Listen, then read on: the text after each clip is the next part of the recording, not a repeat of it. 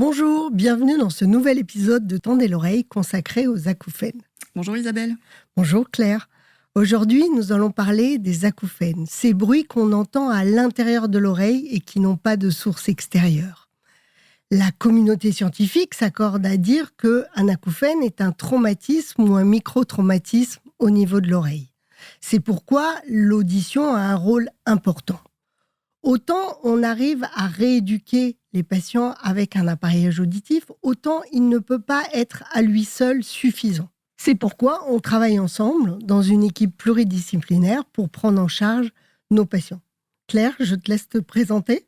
Donc oui Isabelle, on a le plaisir de travailler ensemble dans cette équipe pluridisciplinaire. Donc je suis hypnothérapeute et sophrologue à Orléans. L'avantage de cette équipe, c'est justement de pouvoir aider les personnes sous plusieurs axes, sur le plan émotionnel comme sur le plan médical avec l'audition. Voilà. Tu vas pouvoir peut-être nous expliquer comment qu'apportent ces approches et qu'est-ce qu'elles peuvent apporter à nos patients. On se rend compte effectivement que les personnes qui ont des acouphènes sont très focalisées sur ce bruit, sur ce son. À tel point que parfois ils en oublient de vivre et d'aller se tourner vers tout ce qu'il y a autour d'eux qui pourrait être un apport bénéfique. Le travail de l'hypnose comme de la sophrologie, qui sont très cousines dans leur manière de pouvoir accompagner les gens, c'est justement les aider à défocaliser de ce son, de pouvoir à nouveau se connecter aux choses qui sont très positives, de pouvoir aussi, si jamais il y a un ancrage qui s'est fait, un cercle vicieux qui s'est fait autour de l'acouphène, leur permettre de devenir autonomes pour gérer le stress, gérer les émotions qui sont justement qui vont exacerber cette notion d'acouphène. Tu peux essayer de nous expliquer aussi un petit peu comment se fait une prise en charge ? Je dirais le temps que tu passes avec eux, en quoi ça consiste ? Alors ça va dépendre effectivement de la manière dont les gens perçoivent leur acouphène. Pour les personnes qui effectivement seront très atteints émotionnellement, voire même dans une lassitude, peut-être même dans une déprime, de toute façon, nous, on ne fait rien sans avis médical préalable. Oui. Lors de la prise en charge, on va beaucoup discuter avec la personne avant pour savoir quelle est sa représentation de son monde intérieur, savoir à quel niveau justement l'acouphène l'impacte, mais aussi, notamment en hypnose, chercher quel serait le son le plus approchant qu'elle connaît déjà, qui serait perturbant pour elle.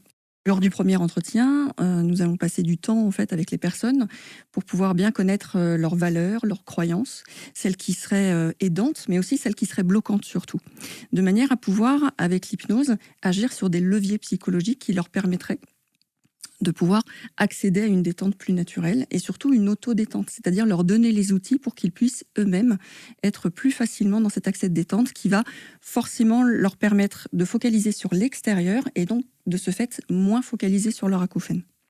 C'est clair, je crois que le but qu'on a tous, c'est essayer de leur faire défocaliser de cet acouphène qui est trop envahissant pour eux, quoi. C'est ça, prendre du recul, lâcher prise. On s'aperçoit aussi parfois dans la vie de certaines personnes qu'il y a eu des traumatismes et qui ont de ce fait exacerbé aussi l'acouphène. Donc il nous arrive aussi d'aller travailler sur ces traumatismes pour les aider justement à digérer un petit peu cette information traumatique. Par rapport au nombre de séances, pardon oui. Isabelle, de toute façon l'hypnose et la sophrologie, ce sont des thérapies brèves.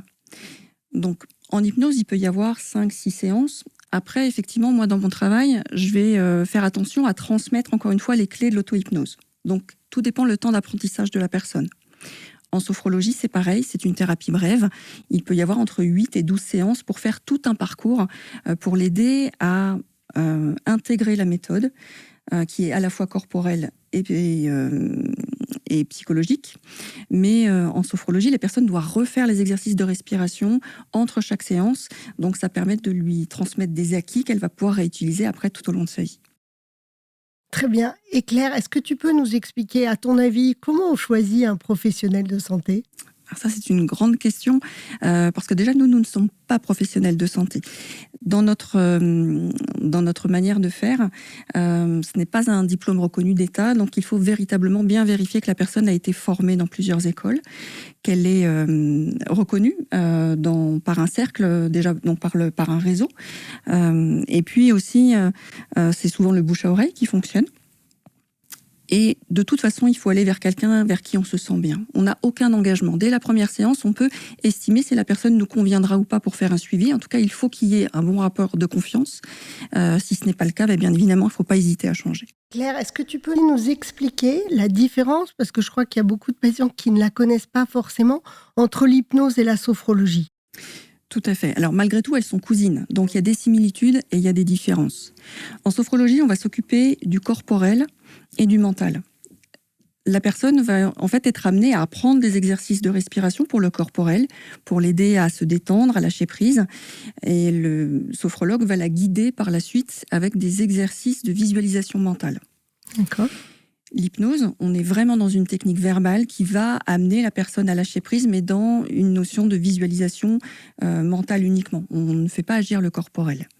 C'est aider la personne à trouver un lieu ressource, aider à stimuler son imagination pour lui permettre par des métaphores, par exemple, d'aller dédramatiser une situation, prendre du recul sur certaines choses, lui permettre aussi d'aller solliciter sa mémoire sensorielle.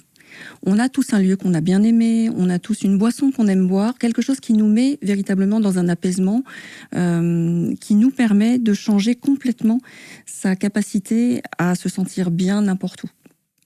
Donc c'est aider la personne à trouver ses propres ressources, comprendre comment elles fonctionnent pour lui permettre de trouver ses propres clés. L'approche de Claire peut être complémentaire de l'approche que nous, on fait dans nos cabinets sur la réhabilitation de l'oreille. Et on voit qu'elle est très importante pour certains patients parce que, comme on disait tout à l'heure, il y a certains patients qui le vivent plus ou moins bien. Pour nous, il nous est apparu important de faire partie de cette équipe pluridisciplinaire, de pouvoir proposer à nos patients différents professionnels qui peuvent les accompagner. Alors, merci beaucoup Claire pour ta présentation et ta collaboration à cette émission. L'oreille est quelque chose d'important, votre audition est unique, il faut la protéger et surtout la confier à des spécialistes. Merci Claire. Merci Isabelle. À bientôt sur un nouvel épisode de Tendez l'oreille. Merci Isabelle.